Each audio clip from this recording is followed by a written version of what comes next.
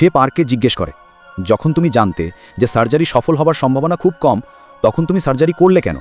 এর উত্তরে পার্ক বলে, একজন ডাক্তার কি শুধু সেই সার্জারিই করবে যার সফল হবার সম্ভাবনা বেশি? যদি তুমি এমনটা ভাবো, তাহলে তুমি ডাক্তার নামে ডাকারই যোগ্য নও। এ কথা বলে পার্ক সেখান থেকে চলে যায়। তার চলে যাওয়ার পর সুহি জাইজুনকে বলে, আপনি শুধু তার উপর রাগ ঝাড়ছিলেন। পার্ক আমার জন্য সেটা করেছে যা আপনি করতে পারেননি। এটা শুনে জাইজুন একদমই ভালোভাবে নেয় না। এরপর হাসপাতালের চিফ বলে তাকে চাকরি থেকে বের করে দিতে, কিন্তু তখন পার্ক নিজের ভুলের জন্য ক্ষমা চায়, আর শেষে তাকে মাফ করে দেওয়া হয়।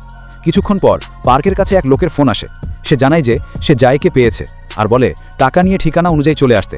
তারা দুজনেই যখন তার কাছে পৌঁছানোর পথে ছিল, তখন হঠাৎ করে তাদের গাড়ির সঙ্গে এক ট্রাকের দুর্ঘটনা ঘটে। লোকটার অবস্থা খুবই খারাপ হয়ে যায়।